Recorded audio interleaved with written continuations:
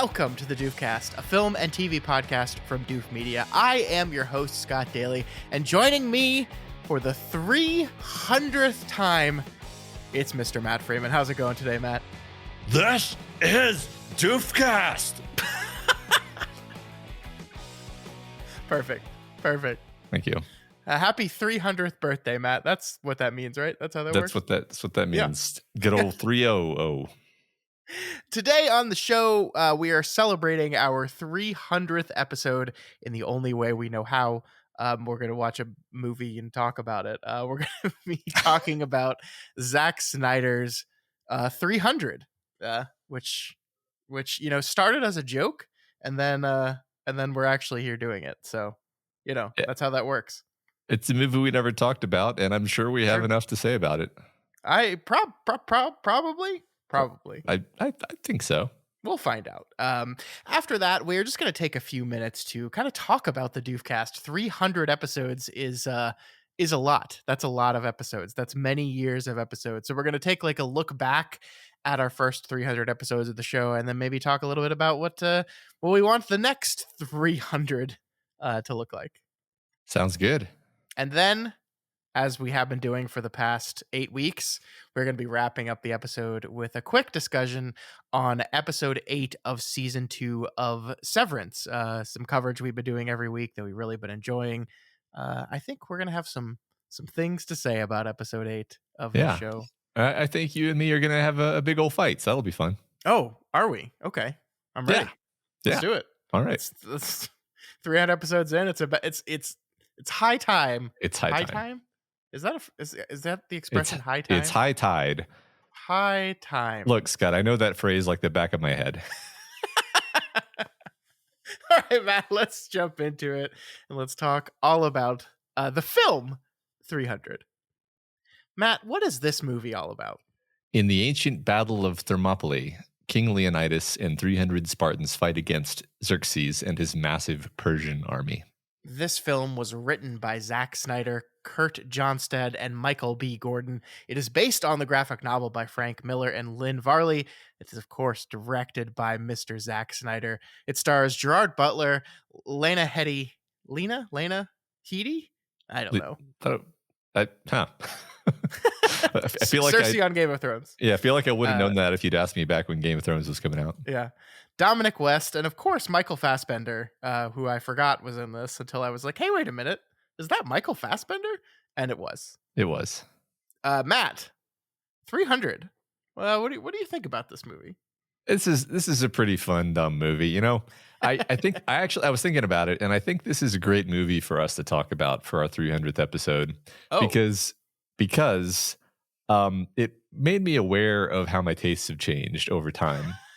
Because we've said this a bunch of times this year that like this is our 10th year of podcasting together. Mm-hmm. And I'm pretty sure that when we started, I would have just sort of enjoyed this movie in an uncomplicated, like this is a dumb action movie sort of way.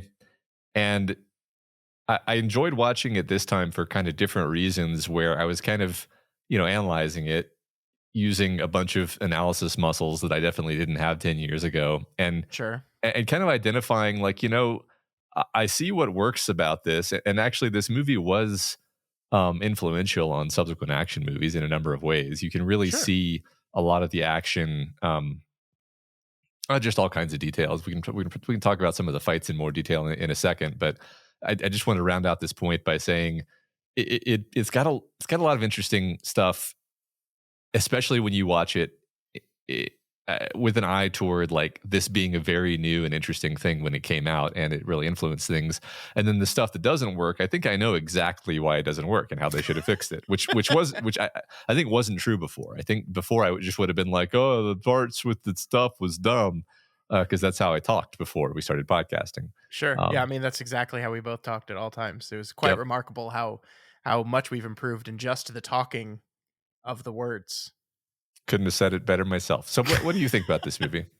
Yeah, I mean, I had a lot of fun watching this again. I pretty much agree with you. I think this is a movie that, like, it's almost like the perfect film for Zack Snyder, in that, like, it is a movie that accomplishes what he is absolutely best at, and minimizes the things that he's not very good at. I mean, I think just him adapting a graphic novel is in general just like smart, because he can all his kind of graphical visual tendencies I think pay off very well in this movie. Um, but it's also very very silly and ridiculous, and I had fun with it in spite of it. I mean, I think it's like a movie that I think I forgive a lot of its absurdity because it is very good at doing this very specific thing that it is doing. Right. I was surprised at how long it was. I guess that's a reaction I had definitely watching it this time. Like if you had told me a week ago that this movie was 2 hours long, I would have been like, "There's no way. There's no way." This thing feels like a cool 85 minutes to me. And no, it's 2 hours long, and I think it feels every minute of that 2 hours. Yeah. And I think that's part of the problem because I think the reason it's so long is they insert a lot of scenes that feel tonally wrong for what this movie ought to be. And this is my opinion, but my opinion is this movie would be actually really good if it just leaned all the way into the thing that it's doing and didn't try to sort of mitigate it with a lot of kind of Hollywood uh uh, uh what's the word, just sappiness. Mm. So like just for example, just make Leonidas the complete madman that that he appears to be like 30% of the time. Here's one big problem is Gerard Butler's portrayal is kind of all over the place, where a lot of the time he's like this pensive, like wise king who just wants to protect his people, and then like 30% of the time he's just like a lunatic.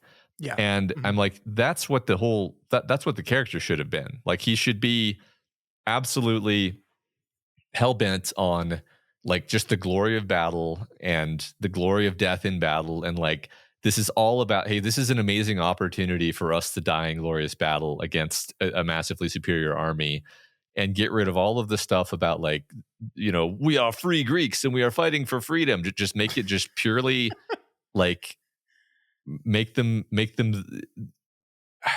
like just the archetype of the Spartan, Sure. which is an ancient archetype where it's like, yeah, they're not doing it for any reason that we would recognize as good. Make Yeah. them like monstrous caricatures of the thing that they are. And that's what's frustrating about the movie is they do that like a lot of the time, and then they mix it with this stuff that waters it down, and you're like, why are you what, just make it crazy, make it a crazy bombastic fantasy all Mhm. the way. Yeah, I mean, I think the decision to have as much of Queen Gorgo, which I did not know that was her name, but sure, I guess that was probably the real Queen of Sparta's name. Um, a lot of the movie, having her be such a big part of the movie, felt weird to me. Not Yeah. because I don't like Lena Headey. I think she's a marvelous actress. I really like her a whole lot. But it's just like we just cut from these crazy Spartans like relishing in combat to this like political gamesmanship happening back in Sparta. And I'm just like, what? Why Yeah. though? It doesn't fit. I think you're right. And I think a great example of why it's so weird is Leonidas's death scene in which he randomly goes, "My queen, Uh-huh. my wife, my love." And I'm like, dude, you don't give a shit about any, like, do you really care about, like, it didn't seem like you cared about that through half the movie. And then suddenly, like, in your final moments, you're calling out to your lost love. You could have just gone back to her. You could have done that. You're a crazy Spartan. You don't want to. I agree with you. I think what is happening here is we are taking a real event that happened in history. This is by the way, incredibly inaccurate portrayal of what has been reported to have happened, which is probably in and of itself a fairly inaccurate portrayal of what actually happened. But regardless, it is taking this event and this thing that happened, and it is layering it with 21st century American values. Like Greece and Sparta essentially becomes America. And Persia is all the enemies of America rolled into one. And so it's trying to layer this morality and these values onto this. society and these peoples who did not have our morality and values. And so it just complicates and clumsifies, if that's a phrase, everything. Yeah. It's funny because I think the voiceover really emphasizes this to me because you've got Faramir doing the voiceover throughout the movie, and the Uh-huh. voiceover, if I recall correctly, is very much copying or at least following the through line of the comic book, Hmm. this was made based off. And I'm pretty sure I read the comic book, but it was like 20 years ago. Um, and the comic book basically is this much simpler story that we're talking about. And the problem, if the comic book has a problem, it's that it's like uh not self-aware at all. So, Uh-huh. like, and you don't want it to be too self-aware. I think it is hard to do this kind of thing where it's like, yes, we want a ridiculous excess, and we don't want it to be watered down with sort of obviously fake moralizing, like you're talking about. But also, you have to give us some sense that we know what we're doing here. Like so the contrast though is like Faramir. I'm going to keep calling him Faramir. Uh, keeps saying, he keeps telling us about how like badass and heartless the Spartans are, and how they'll just discard the weakest, the weaker children, and you know, how they brutalize their children as they're growing up, and that this is good.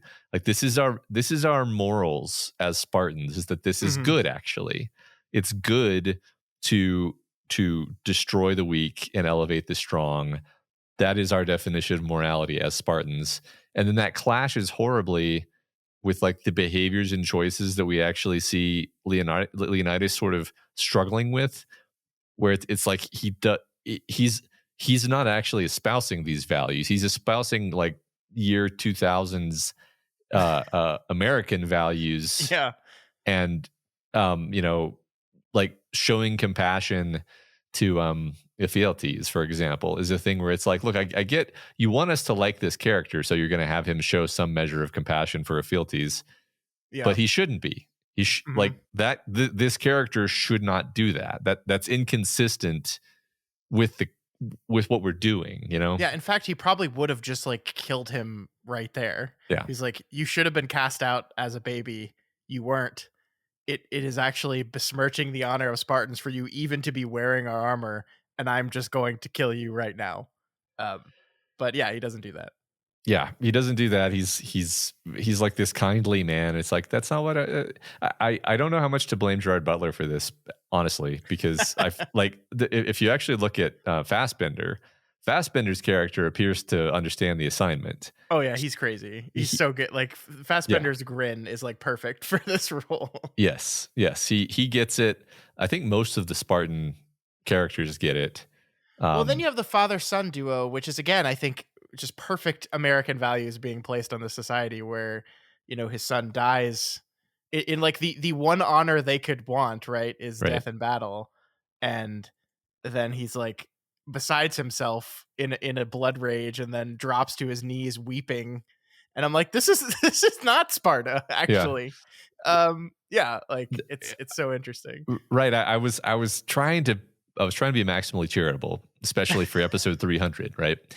Especially after all this practice being charitable. And I was like, Sure. maybe like there is a kind of Straussian reading lens I can put on it where it's like all these men are actually horribly brutalized and traumatized by this upbringing. And like, of course, no matter how much societal programming you put into a father, he's going to be absolutely heartbroken when he sees his son murdered in front of him, even if Sure. that like he believes this is the greatest honor.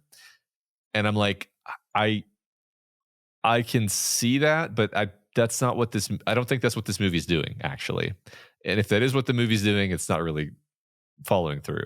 Um, Yeah, I mean, it's just a contradiction of terms, right? Like yeah, they went out there knowing that they were all going to die. Like that right. they kind of knew that. And yeah, I mean, I agree with you. Like it just the different areas of this movie don't seem to line up with each other. Like we're cool with taking our children away when they're very young, to like we rip them away from their mothers and train them and beat them up and leave them near dead. And then we see a scene of like that happening, and the mother is like screaming in anguish. And I'm like, but this is what happened. I don't. It's like I Yeah. really do think it's just it is our values kind of leaking into this movie, and it ends up contradicting itself because Yeah. yeah, like like we can easily say any mother would be distraught and destroyed if you're going to rip their child away from them and put them through hell. But that's us coming from 21st century America. Because Right. yes, any American mother would be distraught and destroyed if you did that. Would any Spartan mother? We're kind of told that this is how things work, and everyone's cool with it. Yeah. Yeah. I wanted it to be more fantastical, like in this way, where you see the Persian army is it's basically a fantasy, right? Yeah, it's It's myth, right? it's This is myth. yeah, Yeah.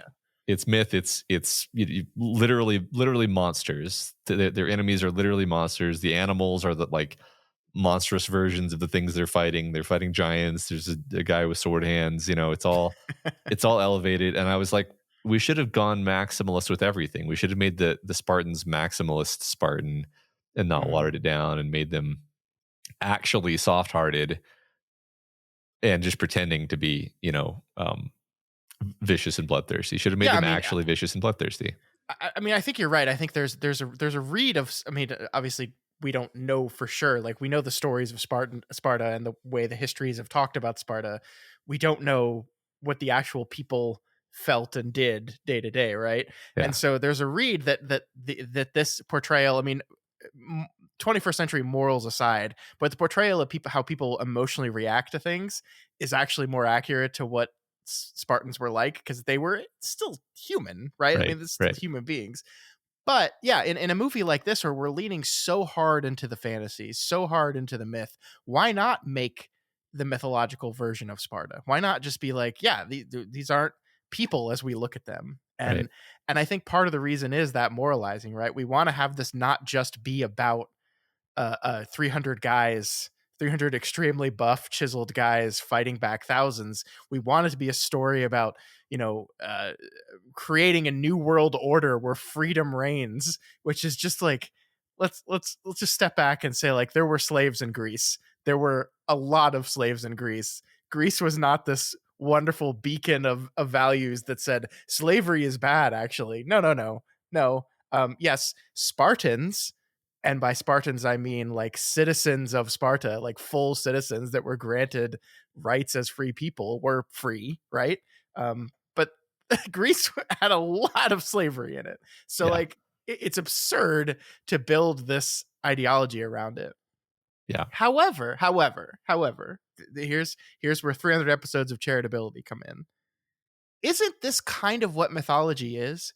Isn't mythology kind of like taking an old story and then recontextualizing it within your modern value system, right? Like Yeah. it's just a very classical thing for someone to look at this story and say, how could we redefine the story based on what we, the people of the time, believe and support? And so like I can't entirely fault it for doing that. Yeah. Oh, sure. I probably come off as like sounding too negative, like more negative than I even am while watching the movie, because I'm generally just like mildly entertained by the movie. I just Yeah. see this opportunity to improve it by quite simply removing some of the stuff that I'm just like, why did you do that? But I think you have a point there where it's like it's clearly a modern retelling of the Thermopylae story, right? Mhm. Which itself has sort of become a myth anyway. It's a modernized, interpreted through our modern values retelling of this story, where we Yeah. emphasize different elements of the story to make different points that are probably points that would have been completely baffling to the Greeks of the time, actually. Yeah.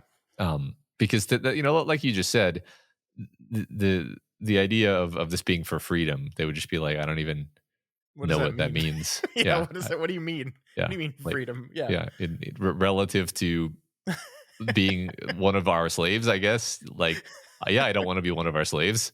Yeah.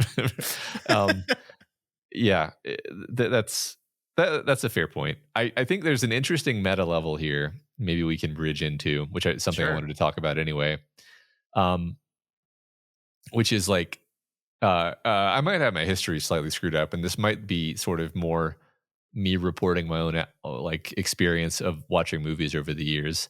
But I feel like 300 was a huge inflection point in the kinds of physical training demands that were put upon actors, where Okay. because they made a huge deal of the fact that they put all of these actors through this brutal like training regimen that was sort of this was also during the time when like CrossFit and those sorts of like functional exercise paradigms were breaking into the mainstream. And I remember like a huge part of the marketing for this movie was like showing these actors working out and, Yeah. like doing tire flips and rope climbs and all this stuff. And, not just lifting weights, they were doing all this like functional stuff. And it's like, yeah, you want to look like a Spartan, you're going to train like a Spartan. They were like underfed while doing all this working out. So that they look really like rangy and it's not that they're not muscular, but they're not like absolutely jacked. They're Yeah. actually just like really cut. Actually, Leonidas Gerard Butler is the exception. I remember this from back then because I was really into this at the time. Is like they put him on a totally different workout regimen. They put him on like a bodybuilder workout regimen, probably with steroids, if we're being honest, because he's like big, right? He's got like the big chest. He's got like he's not just cut. He's big. He's jacked. Whereas you look at um, I mean, any of the other actors, they look good, but they don't look huge, right? And that was intentional to make the king stand out, to make him look like more like just obviously physically more imposing than the rest of them. Hmm. Um, but before this, there wasn't this thing where you expected your action heroes to be looking amazing all the time, Yeah. I mean, the standard comparison is Hugh Jackman in X-Men versus right? Hugh Jackman in like X-Men Origins Wolverine, right? Exactly. The history is interesting, I'm not a historian of this, but like in the 80s and early 90s, we had Schwarzenegger and Stallone getting super jacked, and like that was a thing for a while. But then it was like things kind of moved away from that for a Hmm. period, Yeah. quite a while actually. We had the Um, everyman action hero, like the Bruce Willis types that just look like people, and that was e- like a big selling point of them, right? Is that they looked like you and me.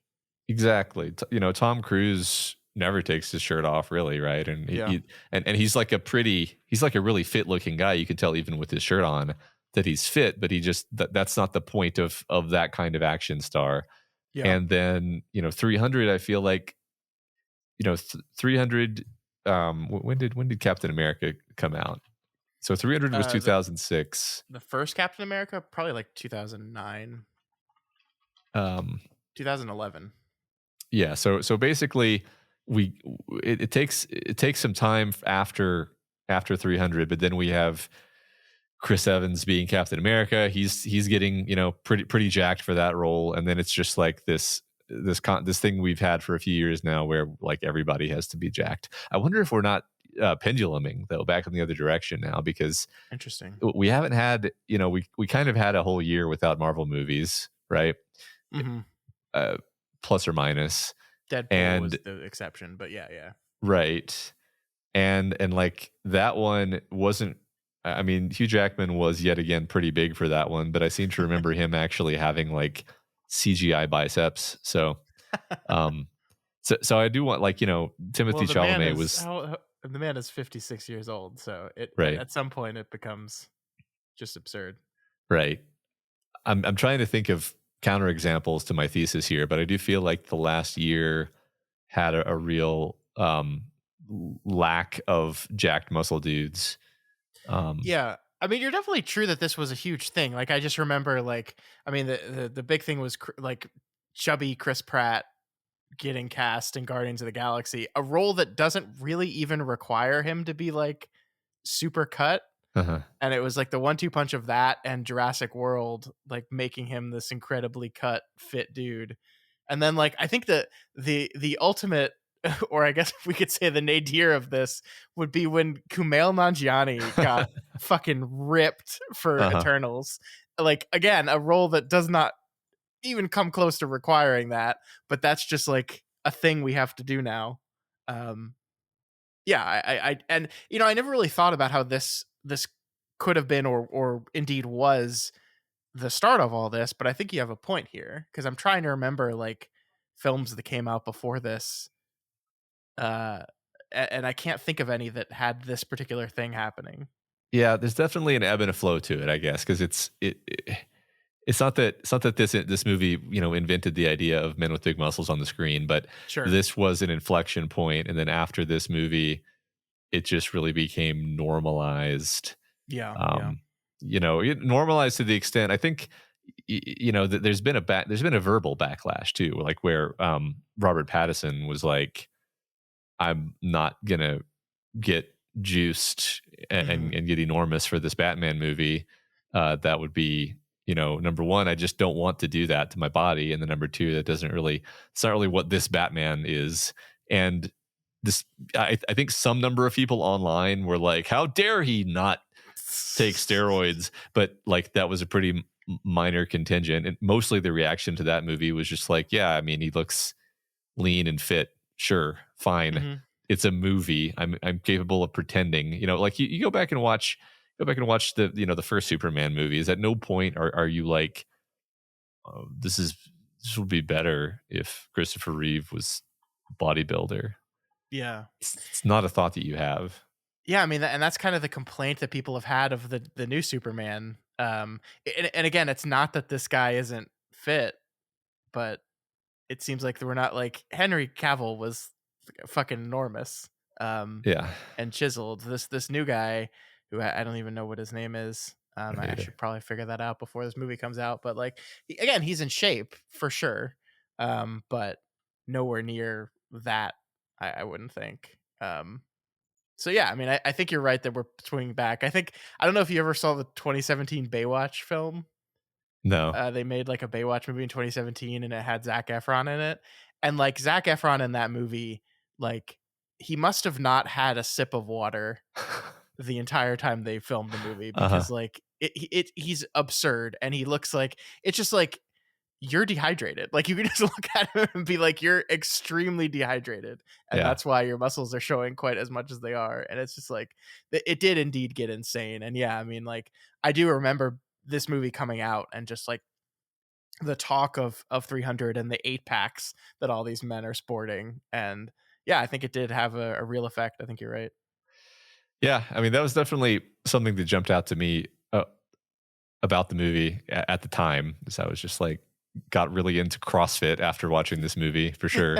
Um, Yeah, I mean, we were 21, I believe, when this movie came out. So like we were definitely in the like, hey, maybe I could be like that. No, yep. no, I could not. Yep, at the time I was really into martial arts, and I was working out, and literally probably trying to look exactly like these exact characters. So I was definitely influenced by this movie. I think that's why it's fun to talk about. Is despite the fact that it is kind of a dumb action movie, it's kind of well done. Let's talk about the action scenes actually, They're because pretty good. They're th- pretty they're good. they're pretty good. They hold up pretty well. Um they were quite novel at the time. Like the idea that you're going to have a long shot where you follow around somebody like, athletically, balletically, Hmm.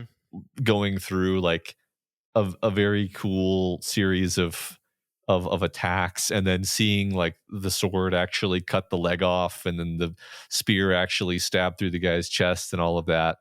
And then of course there's the speed ramp thing that they're doing to Yeah. kind of emphasize this and make it really stylistic, and then like the light layer on top of that, the classic, probably the most exaggerated Zack Snyder lighting choices of any movie, which I'm totally fine with because it works really well here. Uh-huh. Um, and you just end up with some really gorgeous sequences, actually. Yeah, I mean, we had not grown sick of the speed ramping stuff yet.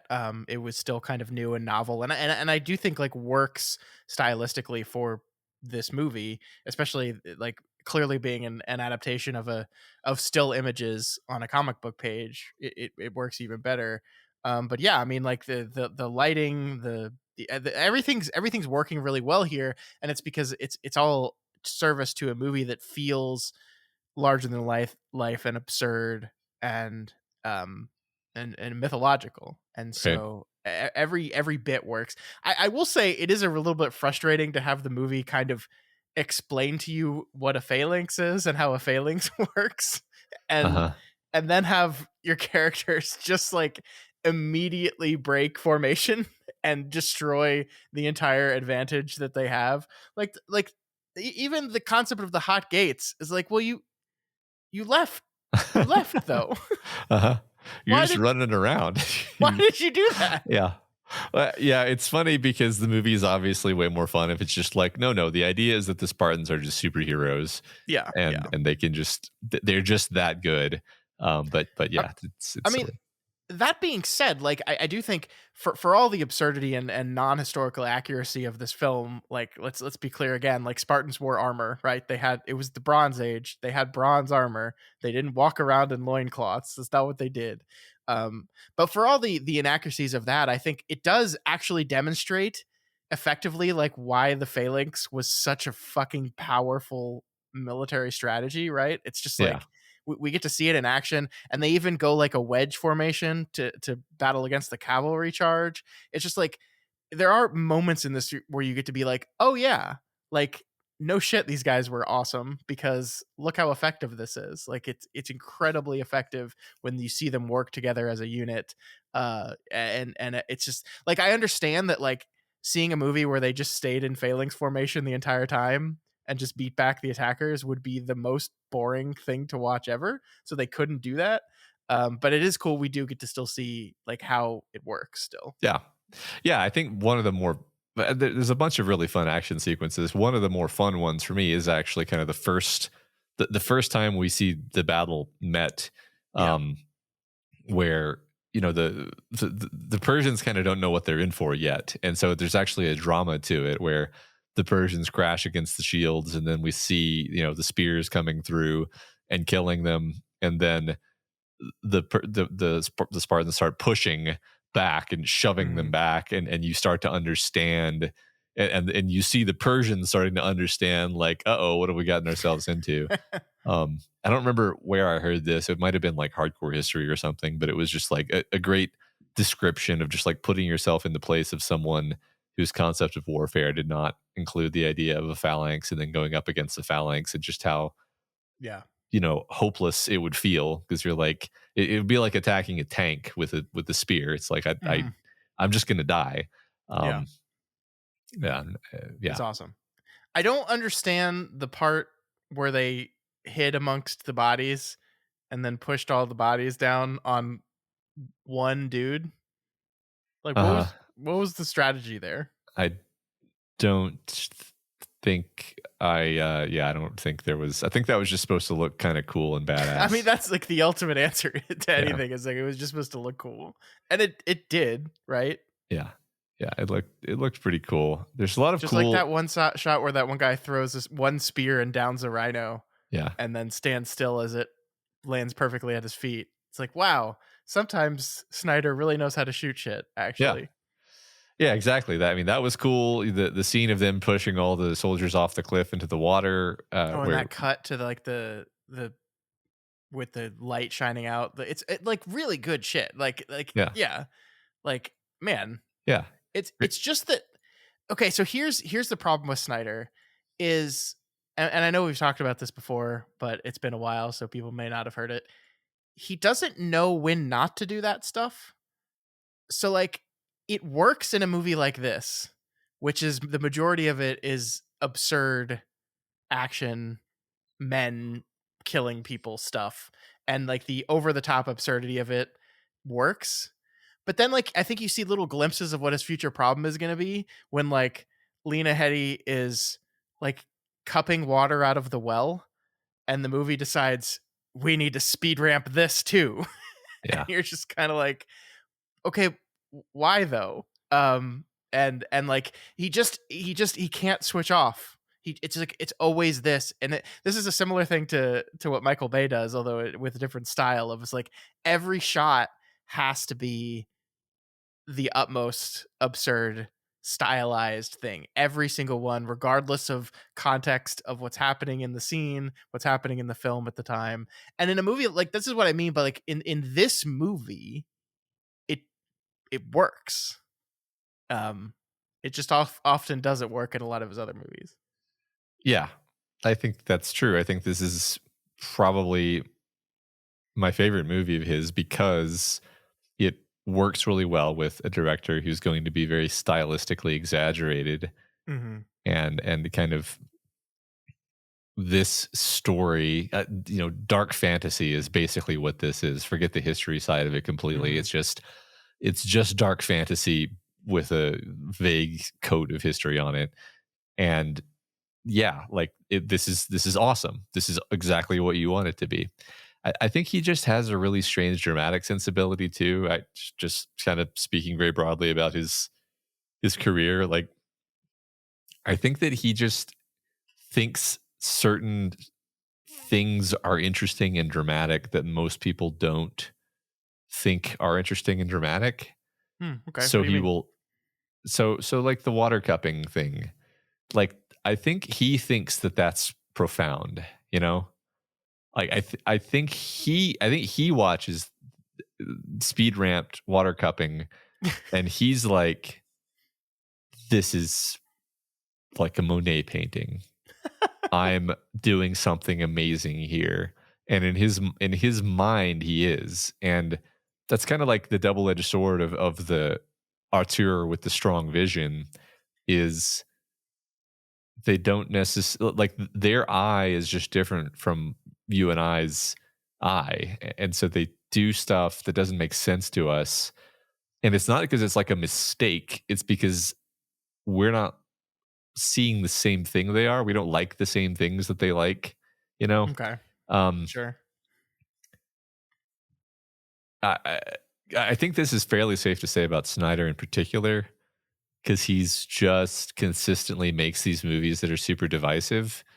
And I think Sure. when the movies are divisive, what that really means is like there are probably some people out there who love the speed ramping hand cupping water scene and they think that that's really cool. And I'm not here to yuck anybody's yum. Even I don't, if you thought every frame of Sucker Punch was Oh transcendent god. genius, more power to you.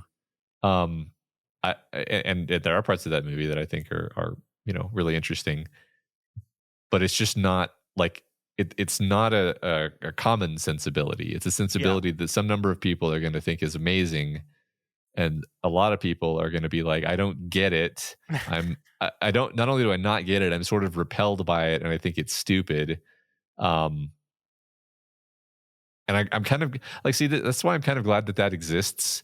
Like, if I'm allowed to talk about the Snyder cut for just a second here, Oh it's like god. Okay. just like the fun thing about the Snyder cut is that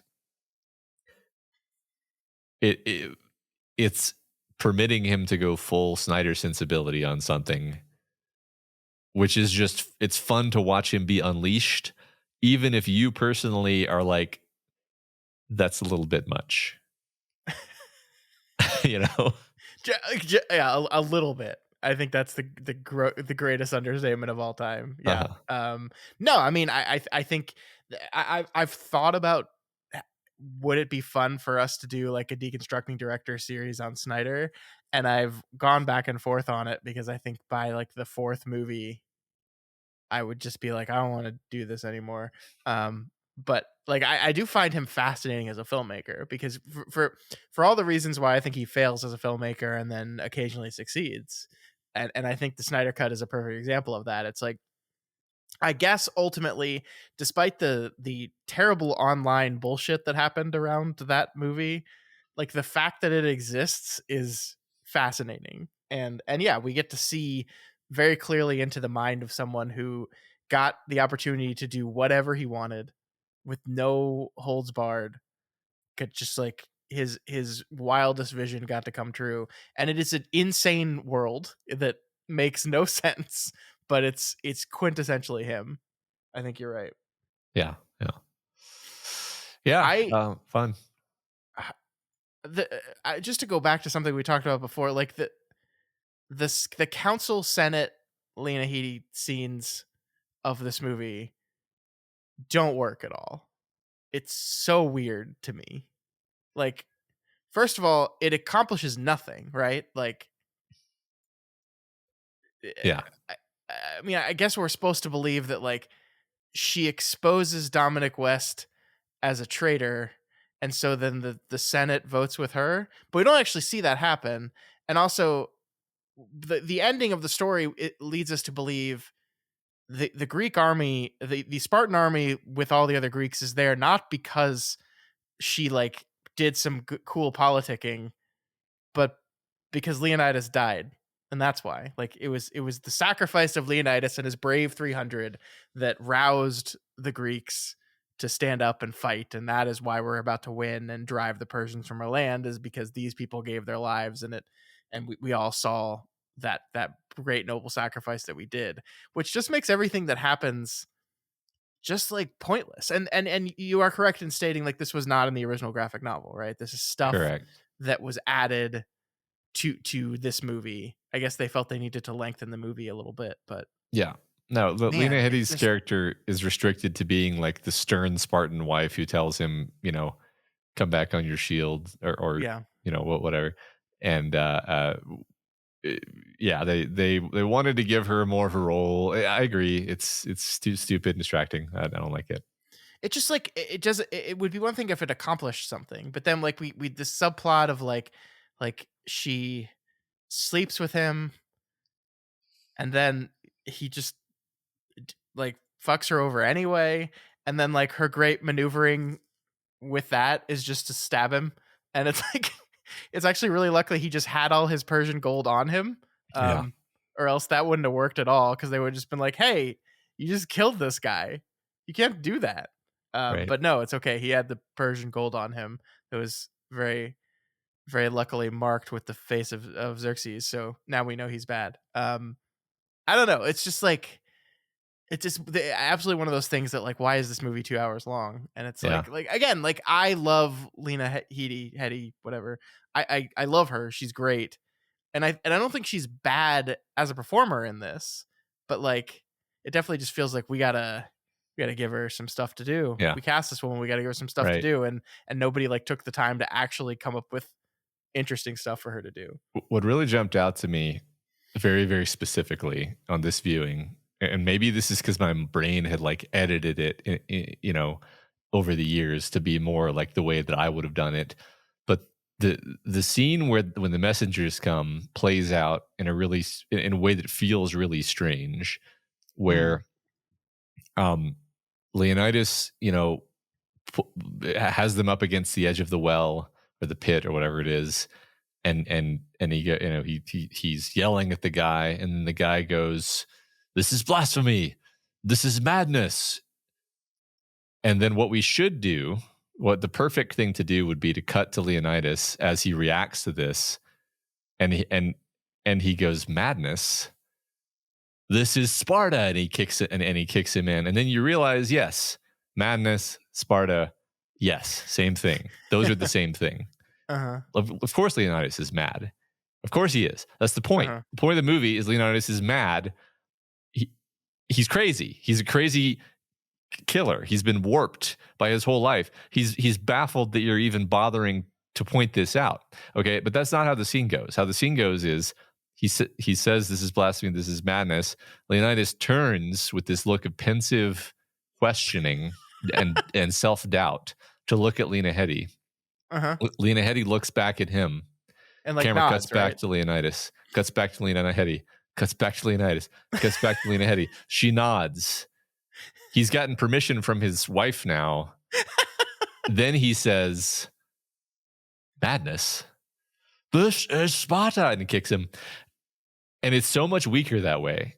And it's Yeah. because they're trying to make this connection where it's like she's like, the heart, and she's what he's Yeah. doing all this for. Yeah. And I'm like, that shouldn't. I get why you're doing that, but it shouldn't be. You shouldn't be doing that. Yeah. Yeah, I agree. I mean, I think it's because it's been memed so many times since then, but like I had envisioned that scene very differently in my head. And yeah, like watching it this time, I was definitely like waiting. When is he gonna say it? Like, why is he taking so long to say it? It the pace of it feels weird to me. Yeah. And I think you're right. And that like I think that extends to the point where like she's talking to him and he's like torn on what he needs to do, and I think her line is like, don't ask yourself what a king would do or a Spartan would do, but what a free man would do. I'm like, what the fuck are you talking about? Yeah. My joke to you earlier was like she should have been the king because she actually has the like clear eyed. She doesn't have any doubt. She just like does things Yeah, that are necessary. yeah, And we see Leonidas is always tormented by these doubts, and I'm like, look, I get why you want the protagonist of a movie to be tormented by doubts because that's dramatic. That's yeah. not what this movie should have been. This Hmm. movie should maybe make it so Leonidas isn't the main character. Maybe make Yeah, it so that like one of the other uh, uh, just one of his soldiers is more the protagonist, and he's just this like frothing at the mouth maniac, and I still want all the Spartans to be frothing at the mouth maniacs. I think that's what we should be doing with this yeah, but movie. But he should be like the frothing at the mouth maniac. No, yes, I completely agree. I was talking to some of our listeners earlier today about this movie, and apparently there's a book. I trying to remember what it's called.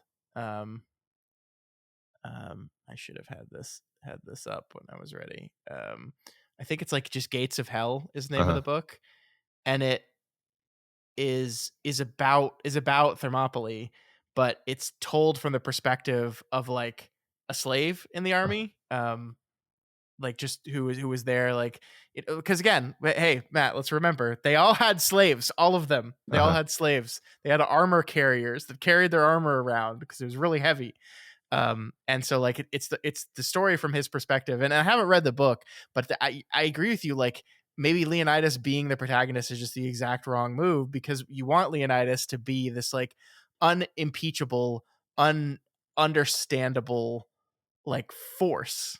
yeah, That's kind of what the story demands of him. yeah. um and even like you're so right that the Faramir voiceover, like like, it's not fear that grips him, only a heightened sense of things. I was like, I don't know. Seems like it's like a little bit of fear. Yeah. Yeah, right. Because we see Gerard's Butler's portrayal of the character is just so much more sort of soft and nuanced, and Yeah. you that's not what you actually want. Yeah. Yeah, I like what you said. He should be a force. He should have no arc at all. He should, you know, gosh, yeah. Um, repeating myself, but I I feel like that would have just unambiguously improved the movie. Mhm. Um, I think that's like a lot of people's complaints are not exactly what we were saying. There, a lot of people's complaints are more saying like, this movie valorizes, terrible, um, terrible ideas, and I'm actually like, look, it should have like more thoroughly embraced the terrible ideas, but then not tried to make it where those are the good guys. Right, right. Like if you see the Spartans as actually like crazy madmen, you're not going to come off as like, "Oh, wasn't this like a noble, wonderful sacrifice?" Yeah, No, you're just going to be like, "I mean, that was cool, but like those guys are crazy." yeah, Which is exactly. It is really fascinating though, like stepping back a minute, like how much our culture specifically values and lionizes that kind of thing. I mean, this is just the Alamo all over again, right? It's yeah, like this, like the Alamo is a myth that's not even 200 years old, or I guess it's over 200 years old now, but like just this idea of these people that like refused to surrender and fought against an overwhelming enemy, and they all fucking died actually. And yeah, we've just like valorized and made myth of this story, and it's like, well, they're just like guys at a fort, and then they died. And also, like, some of them definitely did surrender, even though we don't want that to be part of the story, but they definitely did surrender before the end and were just killed anyway.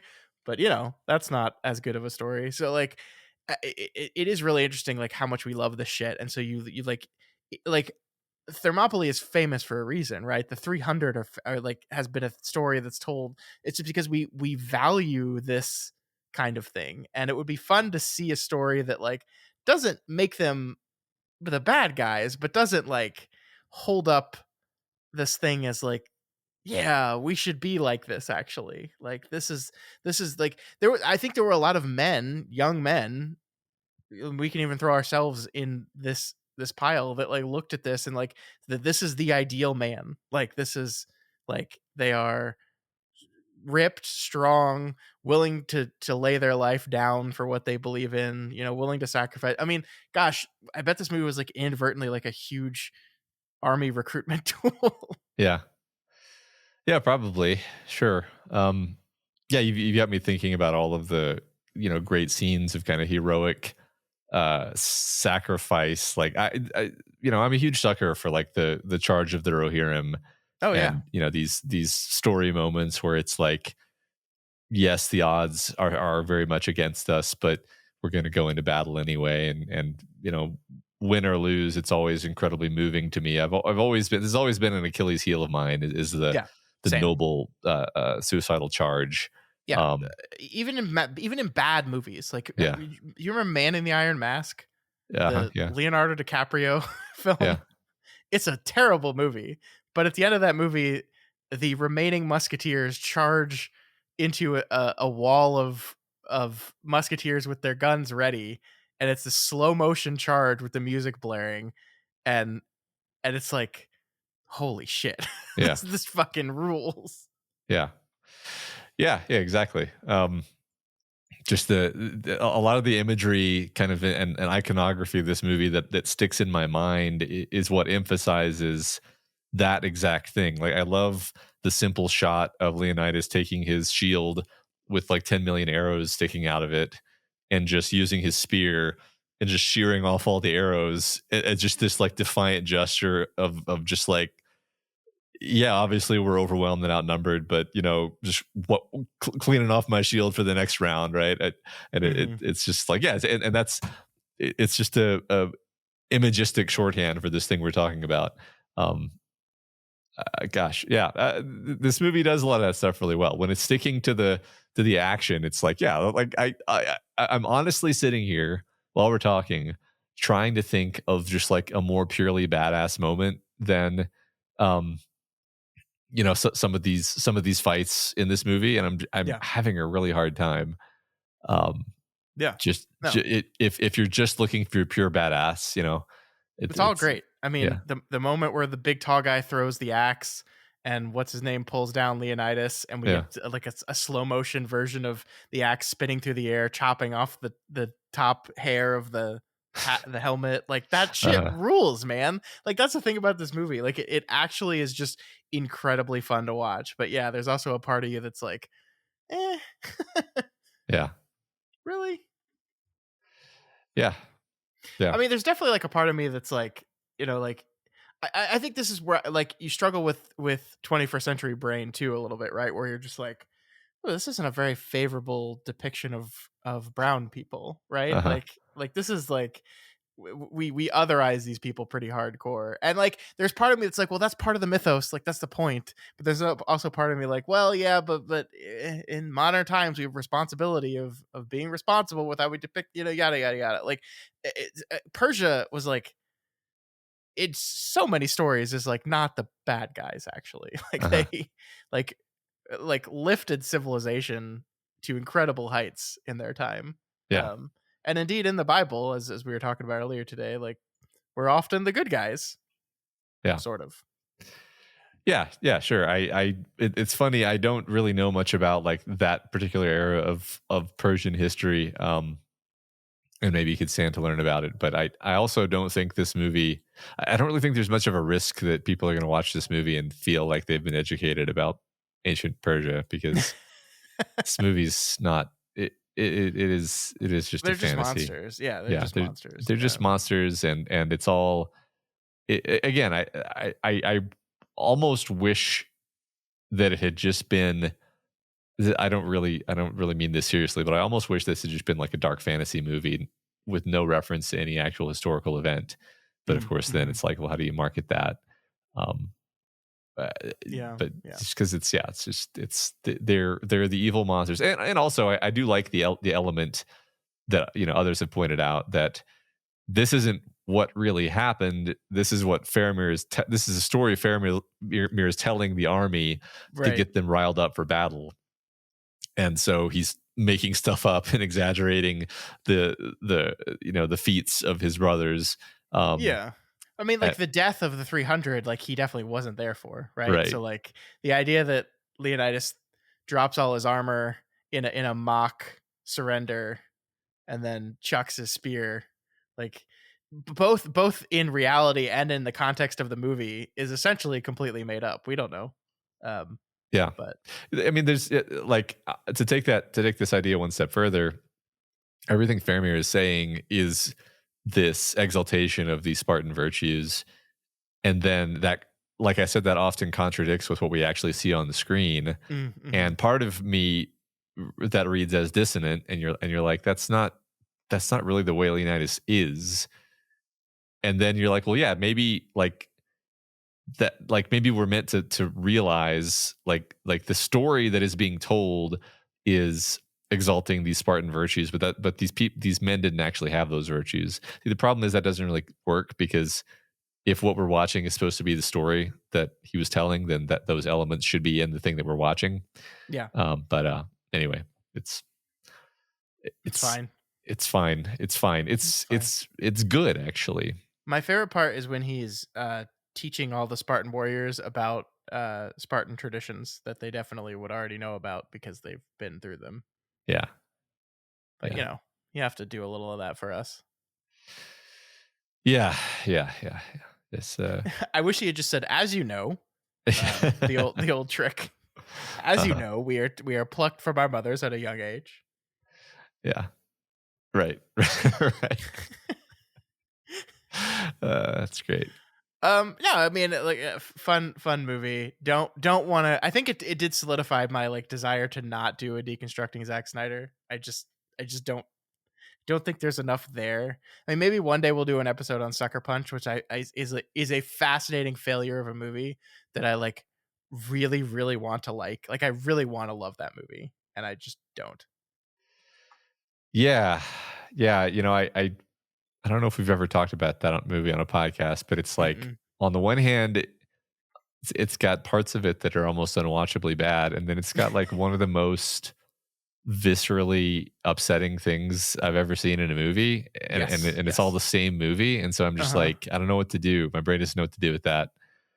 I think to give Snyder credit, he was trying very hard Yeah, at this. Like it is clear, like and I wonder, like you look at like sometimes you look at like the trajectory of a director's career, and like I feel like had Sucker Punch been good and been like lauded by critics and fans alike, like I wonder how different Snyder's career would look now, because I do feel like on some level that movie being rejected like altered the trajectory of his career. I think that's a good point. I think you're right. But I mean, we'll never know because we're not going to do a deconstructing Zack Snyder. I really want to That's watch that Owl movie though. I have never seen the Owl movie, actually. I don't think I have either. Of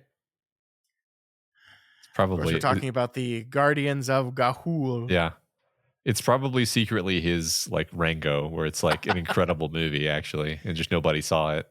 Did you ever see like he did the Day of the Dead, or I don't remember which one he did. He did the He did Mall Dawn one, of the the Dead. remake of the Mall one, Dawn of the Dead. Thank Yeah, you. Which I thought was okay. And then he did a new zombie movie for Netflix uh, a few years ago, and I did I not see that. watched it. I watched it. I Uh don't huh. remember liking it. Did Okay. you ever watch that like 2-part thing he did the last couple of years? Rebel Moon, Yes. the the Hunger Games, the Scorch Trials. Sure. Um, no, I did not. I watched like the first 30 minutes of the first one, and I was like, no, absolutely not. Um, but I know our friend and co-podcaster Elliot has watched both of them, and as he is somehow able to do, probably has some great things to say about them. Yeah. I admit, like the thing about those is actually that he wrote, directed, produced, and director of photography to all of them. Yeah, well, he's an auteur now because Yes, of the Justice League film. but that wasn't always true. I mean, even Zack Snyder's The Justice League by Zack Snyder, he directed. He did not produce. He participated in the writing. He did not. He was not the DOP. Um, so I'm just point being, I'm curious to see what a movie looks like when he is 100% the creator. You know what I Yeah, I mean could when I tell say, you, yeah. Uh-huh. bad. It looks bad. Does it look like Sucker Punch is another movie, by the way, where he was writer, director, and producer. So Yeah. yeah, It's not. Yeah, it's not. It's not good. It's not good. yeah. Well, Bad. I'm curious though. I'm curious. I still can't believe that A, you liked the Snyder Cut, and B, you did an episode about it while I was um with my newborn daughter, and so Yeah, could not defend rationality and sanity that against your was claims that it's a good movie. that was a good trick that Yeah. I pulled. I Um, actually unironically think that it's better than the normal cut. I mean, sure. That's a bad movie too. Well, that's a bad movie that's just boring, whereas the Snyder Cut is a bad movie that is going for something. Yeah, but it's I, 4 hours long. that's true. That's true. I think that much like Daniel, the person who talked about that movie with me, I will give movies leeway if they are trying for something. And Hmm. the thing about Zack Snyder is I do actually think he's always trying for something. And so at worst, it will be an interesting failure. Yeah, I mean the Whedon cut of Justice League, the thing that they were trying for was getting the movie done in time. Yeah. That's what they were trying for. So Yeah. And definitely not a good movie. and But Snyder was trying for spending $300 million to recut on on top of the money already spent on the on top movie. of the $1 billion or whatever that they already spent. Yeah. Oh my god, amazing. It's isn't it? I still can't believe that it happened. Like that's the wildest thing to me that it Uh-huh. happened. No, I would have bet so much against that actually being a thing because it I, was just like this is just a stupid meme that the fans are keeping alive. Yeah, yeah. I mean, I think historically, and you can look back. I think this is a great transition to our next topic. But you can look back across these 300 episodes and see us talking about how it's absurd and will never happen and is ridiculous. Uh, but it did, it did. It did, and it I was think great.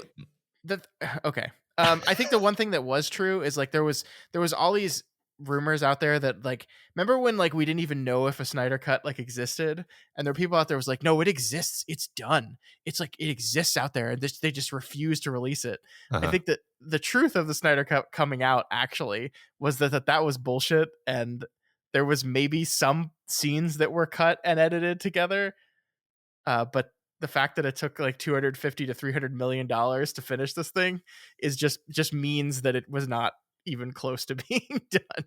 Yeah.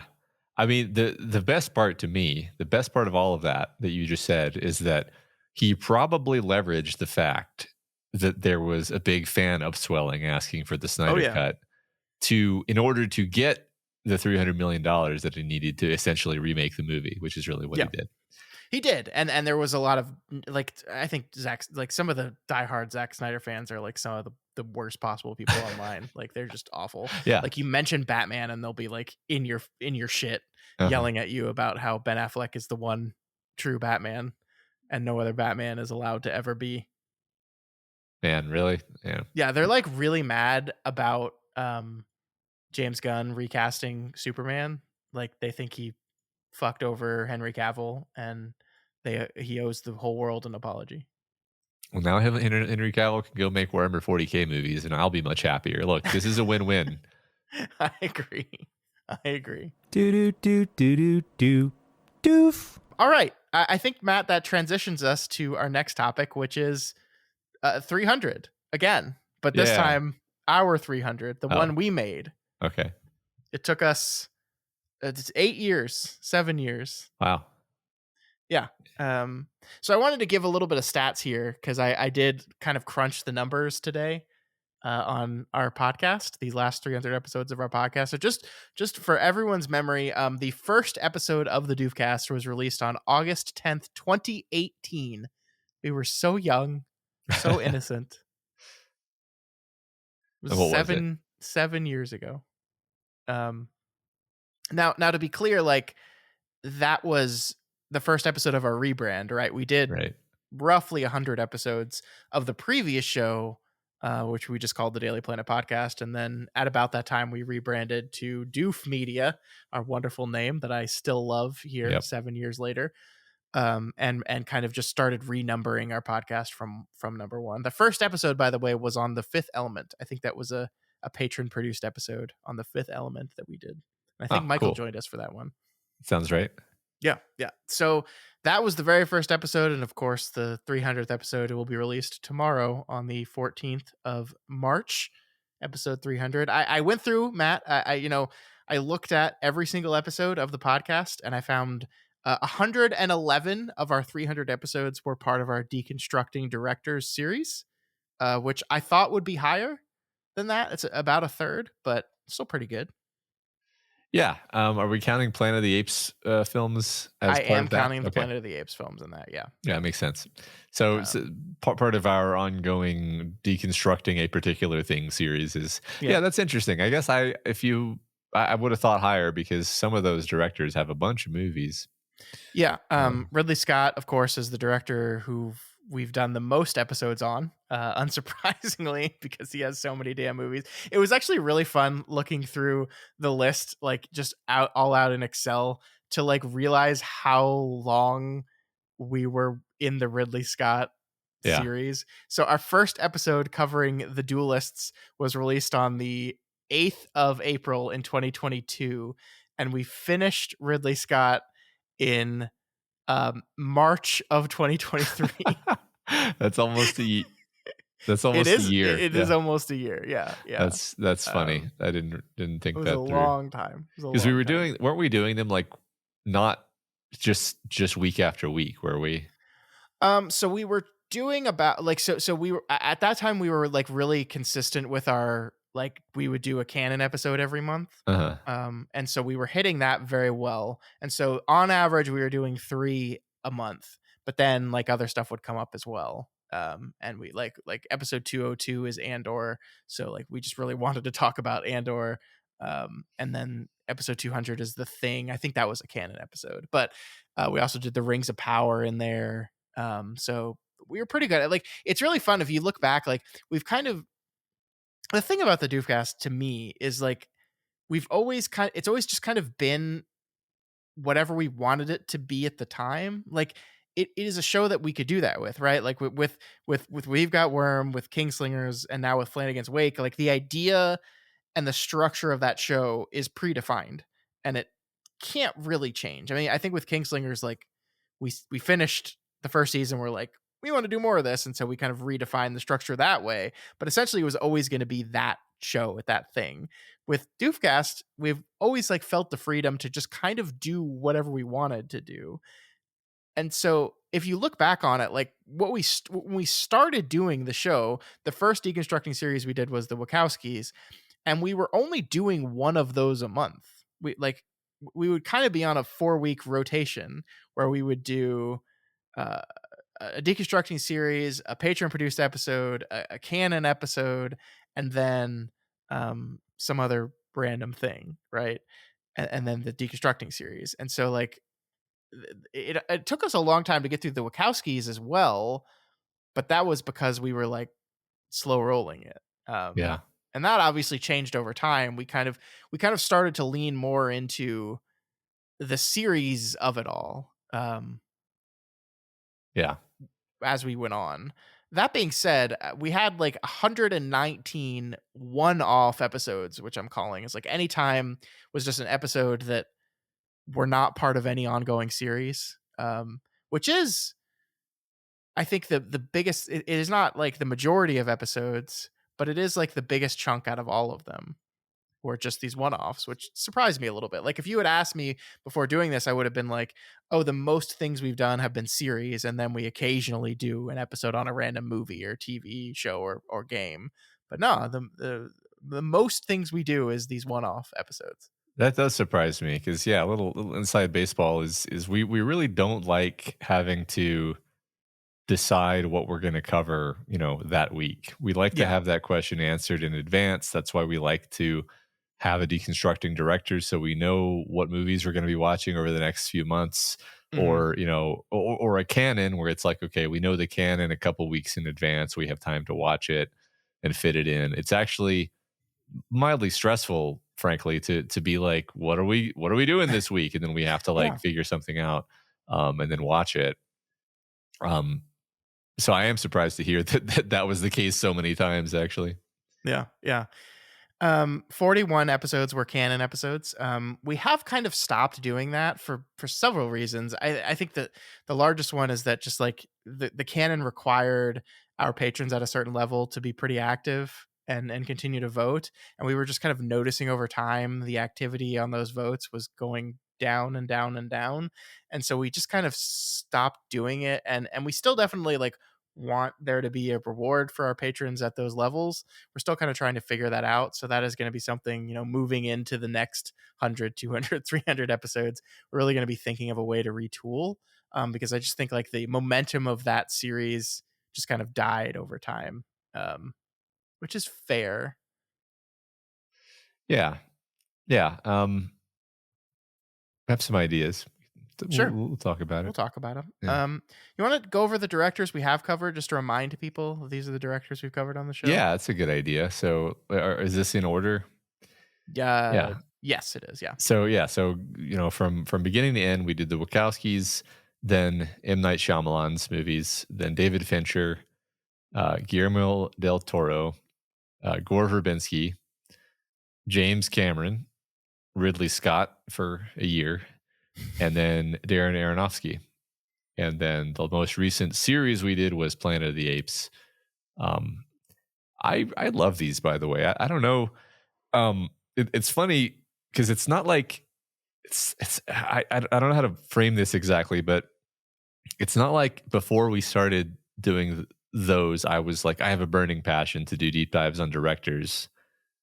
But those end up being like the most fun. I think some of the best conversations that we have, Hmm. especially when we're like 5 movies in on a director and we're really like cracking the code on what they're doing and what kind of Yeah. ideas they're interested in. And it actually makes the experience of watching the movies more sort of full and multidimensional because you're not Yeah. just watching the movie, you're watching it in context of this series of movies, and you can make associations between them.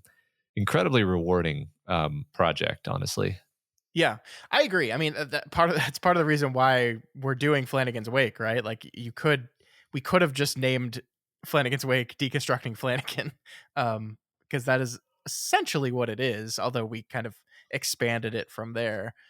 Yeah. But I agree. I mean, I think sometimes it is really helpful to like put some guardrails and some structure on the conversation. And I think we pride ourselves on the fact that we like with when we talk about movies, which is very different from the way we talk about books. We don't do like the beat by beat analysis. We intentionally don't like structure it that way and bind ourselves in like we have to do this and we have to walk through the movie from A to Z and talk about what we thought about it. Instead, we just like to have free flowing conversations, which I think ultimately for me I enjoy doing better and I hope people like it better that way.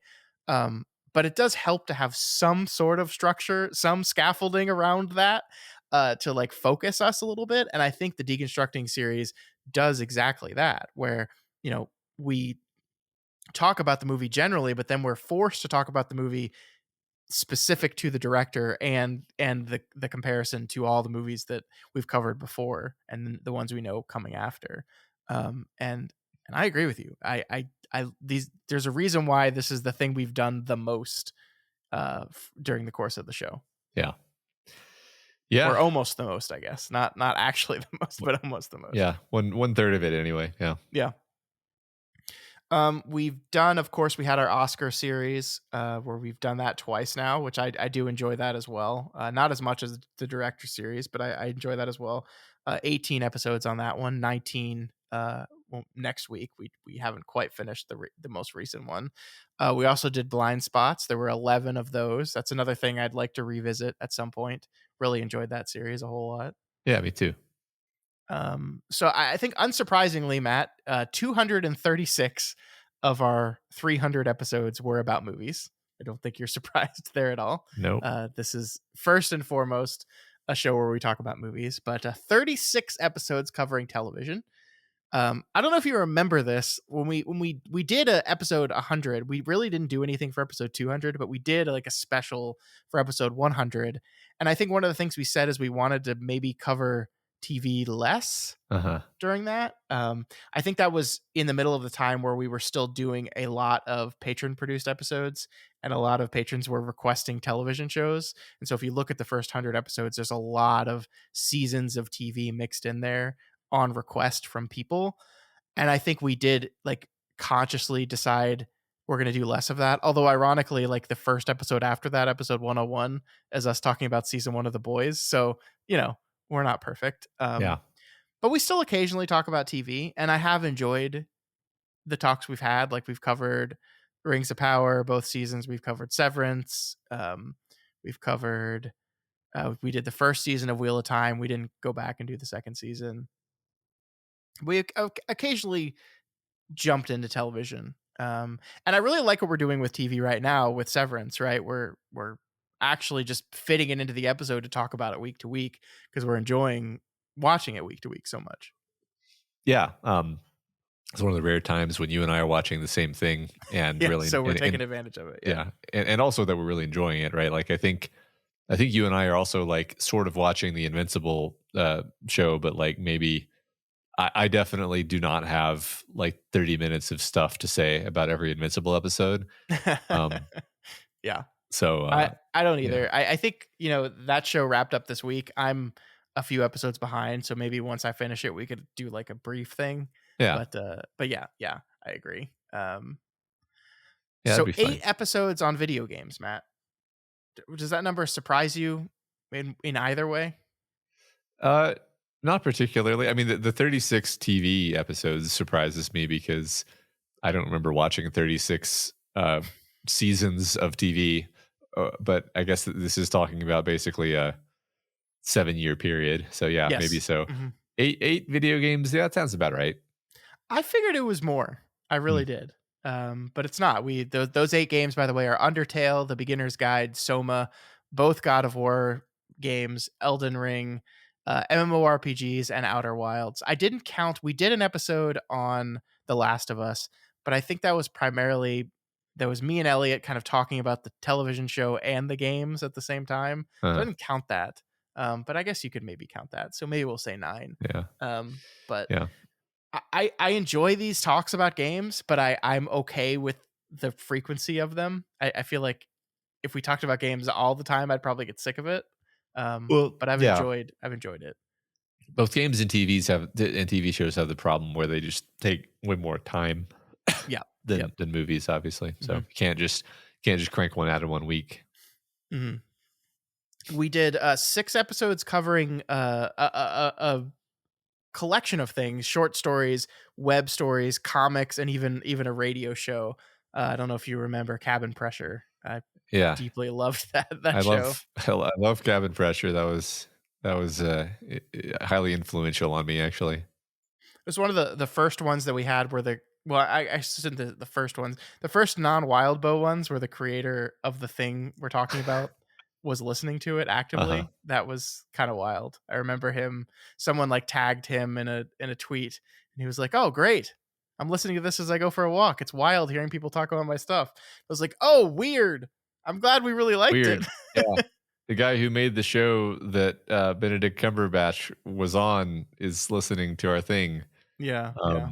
Yeah, yeah, that was wild. All Mhm. I think about when I think about that is that I said that the laugh track was a little bit much, and then people were like, "It's a studio audience, Matt." We still get emails about Yeah, yeah. that. Look, Sorry. sorry. I just thought a TV a radio show would not bring in people to watch people record audio. I'm I mean, sorry. right, it's really a compliment because it's like, no way did you do that live. Like, Yeah. that was way too good to have been done live, but no, it was done live. Yeah. Yeah. And then, Matt, we had 14 episodes that really didn't fall into any category. These are just like random things we did. Like, we did an episode on theme parks after you got back from Disneyland. We had our like films of the decade. We had one that was just on unlikable protagonists, one that was on interactive narrative, and one that was just talking about Twitch and the concept of streaming anything Uh-huh. that people are doing. So we did a fair amount of those. Do you look at that and say, "Oh, I wish that we did more things like this," or are you kind of okay with that number the way it is? It's funny because part of me sees that and I'm like, "Okay, good. So we didn't, pull the ripcord, too many times," because that's kind of what those are, is we're like, we don't really have any time left to watch something. We don't know what we're gonna cover. Here's just a bee in my bonnet. Let's just talk about this. Um, Yeah, yeah. I don't think it's like I'm kind of joking because I don't actually mind doing those. I do think people would get confused if there were too many of them. So I think that's probably a good percentage. Mhm. Like, basically, what is that? 3% or something? I can't do that Sure. math in my head right Yeah. now. No, 5%. It's 5%. That seems like a good amount. Yeah. I think I agree with that. And a lot of those are front loaded. I think like honestly, I think when we rebooted quote unquote the series, the show, I had an idea that we would do that often, like that we weren't going to be a show just about a specific movie or TV show, that occasionally we were just going to talk about concepts in entertainment. And I like quickly realized that like A, I don't have enough of those to constantly do that, and B, I just don't always end up liking those as much. Yeah, So we kind of slowly moved away from that. right. Makes sense. I think one thing we have been relatively good at, kind of circling back around the deconstructing series, is we've done these addendums, and I'm counting the addendums in the 111 here, and that's basically when we go back and watch a movie that was released by a director we've covered after we finished their series, right? So we've for every M Night Shyamalan film that was released since we covered him, that's Old, um, Knock at the Cabin, Trap. We've watched all those films. Same thing with the Wachowskis. They released the Matrix film. We watched that. Um, Same thing with Fincher. Although I think we're behind on one Fincher at least. And that's kind of what I wanted to talk to you about, Matt. Like, do you like we haven't watched all the most recent Del Toro films. We haven't watched all of Ridley Scott's film. We covered Gladiator last week, but we're still missing Napoleon. Is this something like I personally feel like we owe it to ourselves to, for any director we've covered, to do this. When Yeah. they release a new movie, we should go back and look at it. Yeah, we should. I literally just keep forgetting to. I Yeah. think we should watch all those movies. I think what I just need to do a better job of like organizing it, because like I think so for most of it it's easy to do. Like we know we're going to watch the next Avatar film that comes out this year. So that'll cover us for Cameron. We'll do an episode on that. For Del Toro, like honestly, he released the Pinocchio film like 3 years ago, and it got like very good reviews. I think it didn't win the Oscar, and I've never seen it. It's a stop motion Pinocchio film by Guillermo del Toro, and I didn't watch it. Yeah. It's kind of wild. I think we need to do an episode on this. I think we need to just like schedule all of these ones that we need to backfill and do them and Yeah. not have this So horrible stain on our record.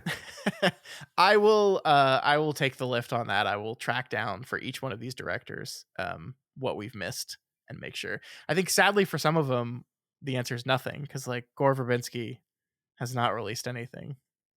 sadly. which is the greatest tragedy I know. in our modern Gore. times. Please. Please, Mr. W Verbinski. We need you. You're the only Yeah. one who can save us. Uh, still listed as having an upcoming movie called Good Luck, Have Fun, Don't Die. Okay. That's in post production right now, apparently, but Oh, does that's not good. have a release date. So Fascinating. who knows? Okay. So Matt, thinking to the future, let's maybe not say for the next 300 episodes. Let's say for the next 100 episodes.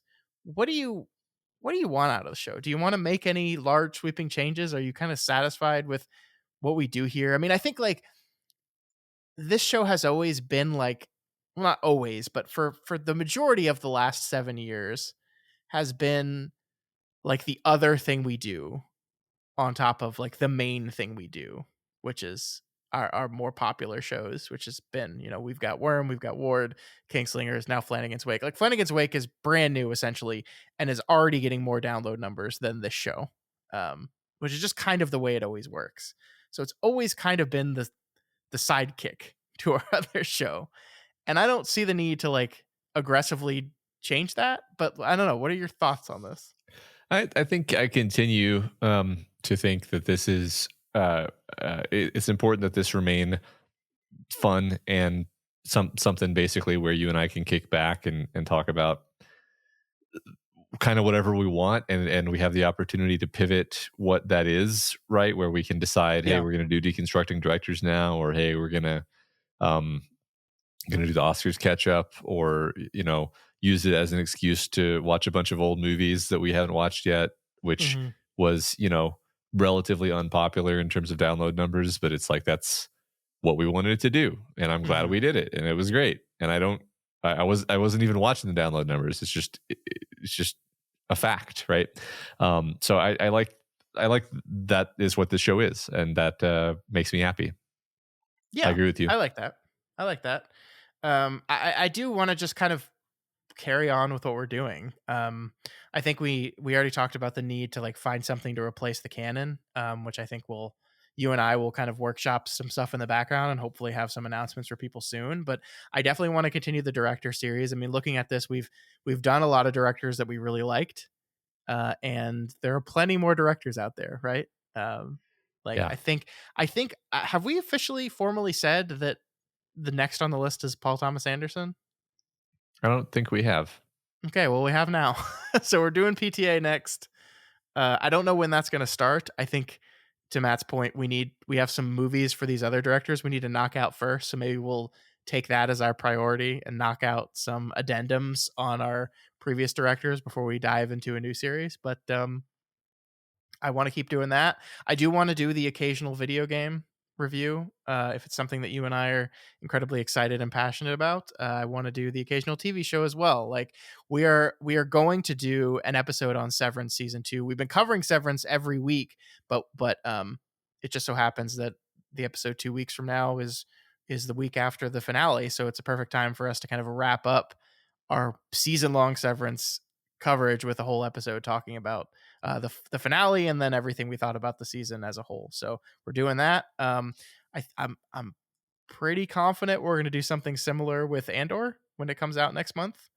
I'll probably cover that week to week and then have an episode covering it at the end. For But sure. Yeah, I mean, I just want to like I want the show, as you said, to continue to be a thing that is an outlet for us to just kind of enjoy making it. We put a lot of work into Flanagan's Wake and Kingslingers before it and yada yada yada. Like that takes a long time to prep. There's a lot of work that goes into producing that show. And I'm not saying there's zero work that goes into producing this show. That's not true, obviously. But I think comparatively it's a lot less, right? I don't Yeah, yeah, take I don't take pages and pages and pages of notes when I watch. Like when watching 300, I took zero notes. I just watched the movie and thought about what I wanted to say about it. Comparatively, if you look at my notes for Flanagan's Wake, it's literally pages long, like right. dozens of pages long for a movie. So like this has always been the most time consuming part of it is sitting in front of the microphone talking to you, and I want to leave it that way because I think I enjoy it more. I think it comes off as more casual, and like you said, we're not chasing download numbers here. This is not a show we want to like actively grow. We always saw this as like this show will grow as our other shows grow because we'll have those other shows and be like, hey, if you like what we're talking about, here's this other thing we also do. Um, and I definitely want to keep it that way. I don't want to lose that. Yeah, me too. So, all Agreed. right, 300 more episodes, easy. Yeah, sounds good. All right. We also, Matt, I don't even know if I've told you this yet. We do have a patron produced episode that we're going to be doing soon because we still technically allow those to happen. We've just set the price point so high that it doesn't happen very often. But we do have one coming up. We're going to be talking about the movie Tremors in April. So that's going to be a I'm fun one. so happy. I figured you would be. So yeah, lots of exciting stuff coming up. Lots of fun. No big changes, I think, to the format. We occasionally have guests on this show from our podcasting friends, and we haven't had that recently, but maybe there'll be some opportunity to bring some people in the future. But man, I'm happy. I'm excited. It's kind of wild. 300 is a lot. It's a lot of episodes. Yeah, I am happy and excited too. It's 7 years is a long time. Mm-hmm. It is. It's a long time. I guess what was one thing that surprised me was just hearing that we only did like 100 odd episodes of Daily Planet podcast before switching it over to Doofcast. I didn't have that ratio right in my head for some reason. You thought it was more? Yeah, I thought it was more. I thought we'd done more Daily Planet podcast episodes. Huh. But no. Okay, cool. I could tell you the very last episode of the Daily Planet podcast. What was it? Well, I can't tell you it right away. Hold on. You could hypothetically tell me that. You're supposed to give me time. Oh. The problem is like that gets mixed in all of this is that at the same time, like when we launched Worm, we did that on this feed at first. Right. And then we spun it off on its own feed. And then we also had the Phantom Zone show I was doing with Adrian that was originally on this feed that we spun off. We had the Kryptonian collection that was on this feed. So like it was actually really hard to like get down to just like the numbers. Also, So-Called Writers was on this feed. Like we used this for a while as like the catch-all feed that had everything in it. And it's not the case anymore. We spun stuff off into its own shows because people don't like Vow to View was on this feed actually too. I'd forgotten about that. That's funny. I mean, yeah. The final episode of the Daily Planet podcast was Incredibles 2, episode 108. Wow, that's crazy. On June 25th, 2018. So we took a break between. We took like a 2-month break between the last episode of this and the first episode of Doofcast. I didn't know that. Was that a baby-related break of some kind? I don't know. Did you have a child in July of 2018? I think so. Yeah. I think so. It could have been. I also think there was a time where like, We've Got Worm was popping off, and we were covering an arc a week of that show when the chapters were getting longer and longer and longer. And there was a time where we were just like, we don't have time to do both of these things at the same time, and so we stopped doing Daily Planet for a little bit. That's true. Might have been right around that same time. I'm not sure. But we still kept doing book club though, because here's American Gods, the Satanic Verses. Yeah. Awesome. All right. Well, I'm excited, Matt. I'm excited for the future. I've loved this show. I've had a lot of fun doing it, and I'm happy we did 300 episodes. Should we do a 400? 400 feels like, who cares about 400? I don't think we can do anything again until we hit 500. Yeah, not unless somebody makes a movie called 400. Is there a movie? Is there a movie with 500 in the name? We have to 500 Days of Summer. Oh. There is a movie called 400 Days. I just looked it up. Oh. So that's what we'll be I never talking even about. heard of that. That's what we'll be talking about in about 2 years. What's that about? It's in a science fiction film that stars Brandon Ruth Superman. and Dane Cook. Dane Cook. Oh no. I am so excited to talk to you about 400 Days in about 2 years. in about 700 days. Distributed by Accelerator Media. You know they're good. Everything about this is just green lights for me. Okay, yeah. 4 astronauts. You already lost me at thinking Dane Cook could ever be an astronaut. I'm sorry, movie. That's great. It has an average rating of 3.9 out of 10. I mean, that ain't one. Yep, it's true. All right. All right. The last thing we want to do this week is briefly chat about episode 8 of Severance. This is the episode titled Sweet Vitriol. It was 37 minutes long.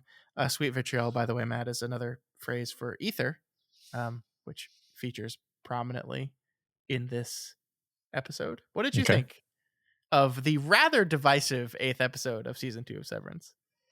One of the rare times where I sort of wish that this were the 90s and you just watch things and you didn't know what other people thought about them. And I say that because I did not have like a negative reaction to the episode at all. And then I went online and I saw everyone was like, didn't like it. And I was like, look, I don't even disagree with what anyone is saying. I just didn't hate it. I just thought I was like, oh, this is kind of like a slow, more tonal, more moody episode where this feels very different. Like it's actually working on me, the coldness and feeling of emptiness and desolation. And, it feels like, I think one thing people are honestly under appreciating is that this was a huge world building episode where we learn a lot about this world that we have consistently been confused about, and like what what is going on here. And the world that this episode actually gives us a lot of information in a lot of subtle ways, and of course a lot of information about Cobell.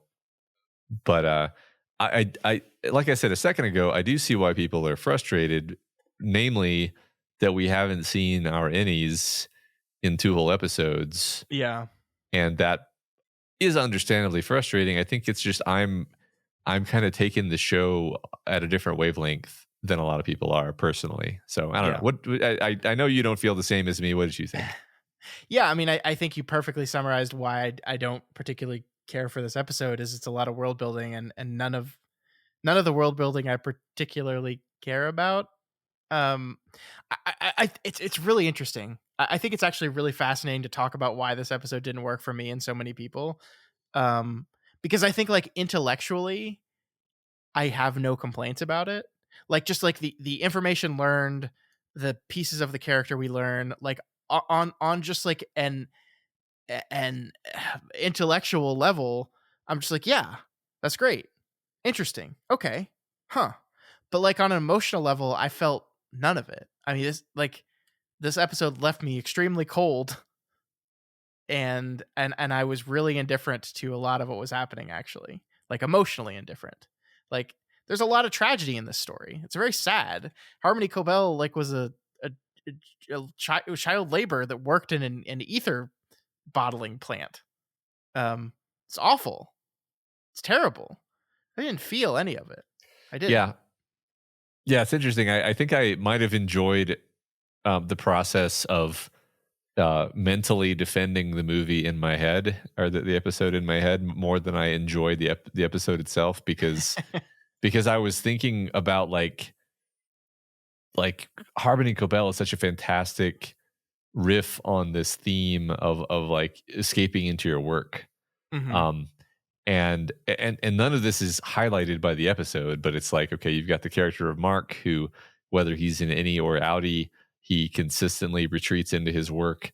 And this interestingly sort of gives the idea of work a sort of palliative property. It's almost a drug that he's using to drug himself. He's a workaholic. He is working to numb the pain, and then here we have Cobell, who we now learn literally invented Severance, um, Mhm. and worked in an ether factory where ether is another thing that it's a drug that you use to numb the pain, to distance yourself from your suffering. And like the connection between it, like it's sort of spelled out for us more than it ever has been in the show, the idea of connecting literal drug ether to work Yeah. as a distraction from your life, to Severance, and then just drawing a through line straight through those concepts. Yeah. um so that, like, I think, like you just said, intellectually worked on me like gangbusters. I think dramatically, I agree. It's like you're introducing characters that we've never met before. Actually, I was kind of into her dynamic with her. I guess, is that her aunt? I'm Yes, that is it, her Sissy is her aunt, yeah. yeah. I thought a lot of that was great. Like, but again, we just met these people, so Mhm. you can only really get so deep, with, like, two scenes basically. Um, Yeah, and I mean, this isn't fair to the show, but I just felt like I didn't need a Cobell backstory episode. Like I think learning more about Cobell. Okay, here's the actual problem in my estimation of this episode is I think it goes back to exactly what you said, which is this is the second episode in a row that eschews the normal, I guess, quote unquote normal structure of what Severance is. We are two episodes in a row now moved away from our main characters. We have moved away from really advancing the plot of those characters forward to do something different and unique. In last week's episode, it was this like very beautiful and actually very emotional story of Mark and Gemma, and meanwhile we didn't get to see any of the innies at all, essentially. And then this one is a highlight of Harmony Cobell. I do wonder, when people are ultimately going back and watching the show like in a binge method, if they will just watch this episode and move on and not feel anything.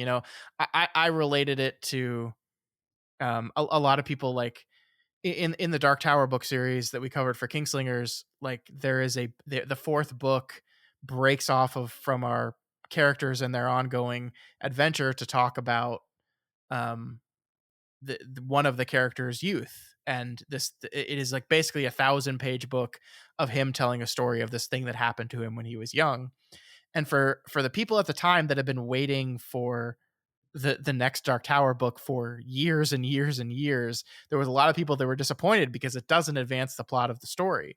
But by the time I got to Dark Tower, all the books were out, and the same for you. And we just read through and just like read that book and then moved on to the next book when the characters are back, and we didn't feel quite as acutely that longing and desire to get back to the characters and the story we were enjoying.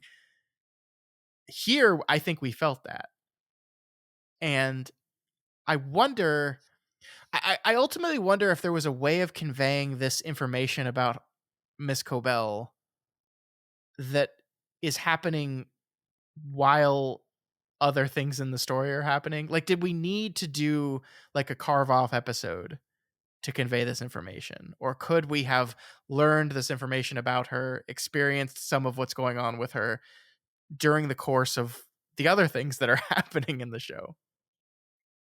yeah, I think that's all very fair. I think, along these lines, I think, related to this, I think my main kind of sting of negative reaction on this episode was like the reveal that she invented Severance was not for me a oh my god. Yeah. Yeah. It was a what? Huh? Yeah. Really? Uh-huh. Um and Well, even it's not a afterward. mystery. It's not a mystery that I felt I needed answered. Like there's so many things about Lumen that I want answered, right? And like what are they doing? What is their goal? Why? Like the question I never had was like, well, where did they come up with this? Uh-huh. I mean, and I hate that this is a thought that I had, but I unfortunately can't shake it. Is I'm like, so where did she become an expert in neurosurgery and neuroanatomy and okay, and then I thought I think I think the show kind of lets us know but doesn't tell us, which is fine, I guess. But because it's basically like, okay, she didn't work her whole life in an ether factory. She was Yeah. kind of identified as talented and then was like uplifted from that. And then presumably that's when she, developed Severance, is when she Yeah. was older. Mhm. Um, and she's had a long and complex life, obviously. Um, Yeah. yeah, And like again, like this is the part that's so frustrating for me, and I don't know how to settle with it ultimately, because intellectually the conceptual idea of a woman who is completely committed to the cause, who is fully indoctrinated in Lumen, who has been lifted up by Lumen her entire life, comes up with this incredible new technology. As we learn, ultimately, like probably as an assist to people, as you said, like that have to go through these horrible work environments, like working in an ether factory. Um, and it's stolen by that company and taken as its own, and her you know her role in it, her creation of it is stripped away from her. No, she gets no credit for it. She gets also the way she's treated by the company in the show. Like now under this new knowledge is kind of shocking that like she's the one that came up with all of this actually. Um Intellectually, I'm all like, yeah, great. That I love what that does for the show. But again, like in the moment, emotionally, my reaction was exactly what your reaction was. I was just like, huh? yeah. Okay. It's unfortunately common problem with high concept stuff in general is eventually you kind of have to get to this point where it doesn't feel dramatic at all because it's just information. Mhm. I mean, this is why I've always had this attitude with the show where I'm just like, I don't really care what the reveals are going to be because they're not going to be satisfying. And here we have what is basically a reveal, Yeah. and I don't particularly find it satisfying. I don't even know if I count it as a reveal because it's not a question that I actually had.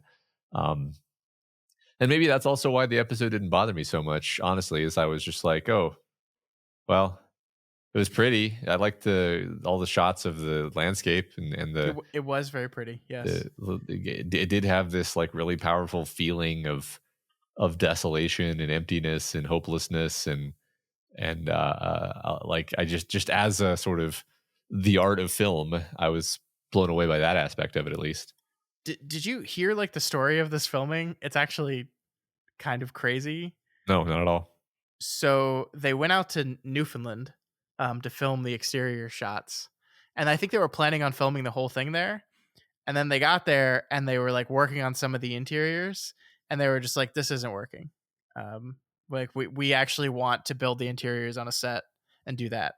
So they filmed the exterior stuff, and then like a year and a half later, filmed all the interior stuff. That's That kind of is wild. that is wild. That sounds hard. Yeah. That's really interesting. Hmm. I mean, maybe that's like unbeknownst to me, like part of the weird disconnect from the episode I felt is that like we're watching scenes. I don't think that's fair because like that's the magic of filmmaking, right? You can doesn't matter when things are filmed, you edit them together. But like I felt a weird distance from this one. Um Yeah. and I Well, couldn't quite put my finger on it. I mean, maybe that's part of it. Sure, I think part of it is just like our you know dramatic anchor in this episode is Harmony Cabell, the least likable character in the show, Yeah.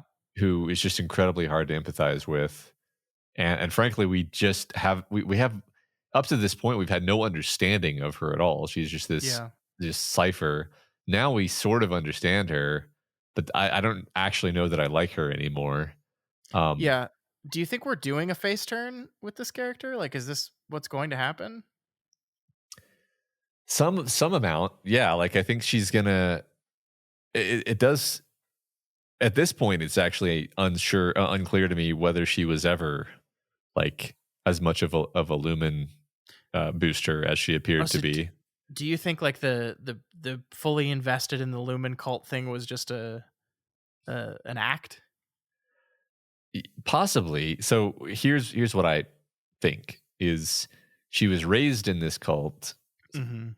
so she knows all the signs and sigils and how she's supposed to behave and what she's supposed to say. So she's like perfect at performing it, and she knows that she can get access to experimental subjects for her evil science experiments if she cooperates with Lumen, and so she's been doing that. But it seems from like stuff that she was saying and stuff that her aunt was saying about her mom that like they've always had this resentment for Lumen, or at Yeah, least her her her mom. Her, mom her her mom, mom did. Her her mom was mom definitely definitely, anti-Lumen, yeah. yeah, and I mean it seems to me like she like Coel herself actually holds Lumen in holds them guilty for a lot of the stuff that has a lot of the bad stuff that has happened in her life. Yeah, I mean, her Um, town is dead, right? Like this factory and the eventual closing of the factory like killed the town. Like this yeah, is we see this place as like everyone here is old, everyone here is addicted to ether, and the place is dying. So like, and yeah, Sissy is the only kind of true believer left in the town still. So yeah, I mean, I think it's definitely complicated our understanding of her faith in the Lumen cult.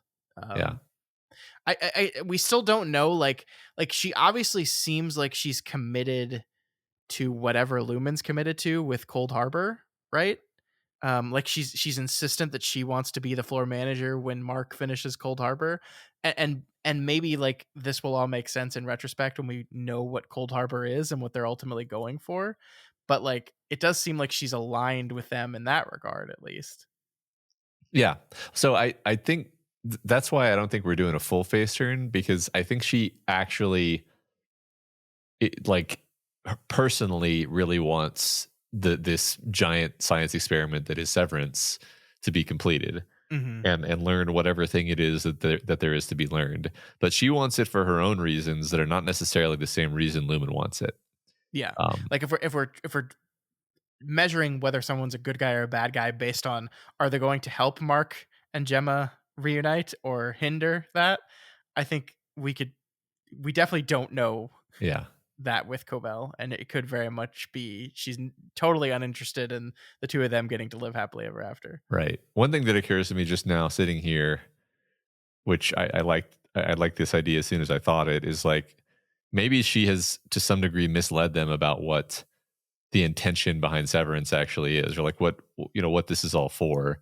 Yeah, it could and be. and she has sold them essentially some idea dressed up in here language, Hmm. and made it into a sort of religious imperative for them. But for her, no, she wants this other totally different specific thing out of it. And maybe Cold Harbor is a kind of crux here. Yeah, it And could maybe be. I mean, she was kind of the one. I've been listening to some clips from season one that are recontextualized now with what we know, and like one of the things is she was arguing that reintegration is real. That's when she steals, you know, Pete's chip, right? right. And it's the board that's like, there's no such thing as reintegration. No, it's ridiculous. He's like, no, I can prove it, and they're just completely uninterested in that. And it makes sense that like as a person of science that created this technology, she is definitely interested in the concept of reintegration and why and if that would work and how exactly and things like that. So that makes a lot more sense, and I think that does perhaps also tie into your understanding that they are being perhaps very narrow minded in the benefit of this thing that they see, very very corporation minded. Yeah. And she is some other thing. Yeah. At the very least, I am more curious about, what's up with her. And Sure. I do wonder, just, I guess, as we are somewhat wrapping up, like, how many episodes do we have left? Do you remember? Two left. Two. Two left.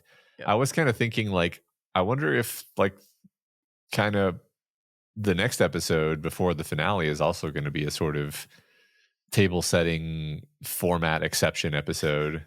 If so, like, here's the thing. I am open to that. Like I the way I'm imbibing this show, I think that could be fine. But I get the feeling like if they do that, people are gonna throw a fit and they're gonna be really mad. And I'm just gonna have to ignore what people are saying. So I guess for that reason, I hope they go back to trend, but I don't actually mind either way personally. I really need to see our innies again, and I need the story to push forward. Like I I, I really need it to push forward. So like, I mean, look, let me just step back and say I thought this was like the worst episode of Severance so far. Definitely the worst episode this season. It's still not like awful. Like it's still a very good show. And I feel like the reaction to this episode was surprisingly negative, where I just felt kind of cold and indifferent to it. A lot of people were like actively mad about it. And I was never there. Um but I really want the show to like go back to the things that I think it does best. That's my goal. And I really hope that episode 9 and 10 do that. Um I mean, I guess we'll see. I need my innies. I need I need to see them again. Obviously we don't get to see Irving, but I need Helly. I need Mark S. I need Dylan. I need them Yeah. back. Yeah, I mean, there's definitely. It's not that I don't feel you. Like, there's specific through lines. Like, what are we doing with Irving and Bert and the mystery Yeah. we just set up with Bert? What are we doing with Yeah, it's been like 20 days since we've right, seen any of that. right, Dylan and his wife? What's happening? And it's like, and I think part of the frustration, perhaps, subliminally or maybe consciously, is like, okay, so now there's only 2 episodes left for us to resolve these things, and then you start to think, okay, well, then we're not gonna resolve these things, meaning the season is gonna end with all these things unresolved, and that's actually kind of frustrating, um, Hmm. to imagine. Maybe they can resolve some of these things. I'm not saying they're not going to. I'm just saying the more off the main track episodes we get, the less likely it is that you're gonna get satisfaction, on some of these beats. Yeah. Yeah. Um I will see. We'll see. Just crossing my fingers for some any action in our in our severance. Me too. Yeah. Well, we will find out next week when we cover an episode that is out right now as we speak, episode 9. It's called The After Hours. Matt, does that bode well for seeing our innies or not? I'm I gonna don't say know. yes. Okay, sure. Well, we'll find out next week as we cover episode 9 of Severance, the penultimate episode of season 2 of Severance. All right, folks, that's all we had for you this week. If you have anything to say about our talk on 300, on our 300th episode and the Doofcast so far, or on episode 9 of Severance, please reach out to us. We want to hear from you. You can find us at doofmedia@gmail.com, on X at doofmedia, on Instagram at doofmedia, or on Reddit. That's reddit.com/doofmedia/r/doofmedia. That's right. And if you want to stick with us for the next 300, then please subscribe on any of the available podcasting platforms. And if you want to support us, head on over to Patreon, patreon.com/doofmedia. We are still working on ways to kind of refresh and revitalize our patron bonuses we get, but we definitely still have one of them, and that is our coverage of the TV show From. Next week, we are going to be talking about episodes 7 and 8 of that show. So, Matt, we're recording that on Sunday, right? I'm saying I, this on the podcast so that we have to do it. that's what I'm planning on doing. All I right, don't I don't know if you'll Sunday. be there. So that will definitely be out on Wednesday for you guys to enjoy. So if you want to listen to that and all the other episodes we've done so far, patreon.com/doofmedia. Sounds good. We'd appreciate it if you'd toss us a rating and review over on Apple Podcasts. Each review helps us get more exposure and introduces new people to the content that we make here. All right, folks. Next week, we are finally wrapping up our Oscar series. The movie I'm Still Here, Matt, is out on VOD right now, so we can finally rent it and watch it. So we're going to be doing that for next week, and we'll finally get to finish up the 2025 Oscars. And no one cares anymore. They've been over for over a week now. Everyone's moved on, but we have one more movie to talk about. I'm not going to let it go. We'll see you next week.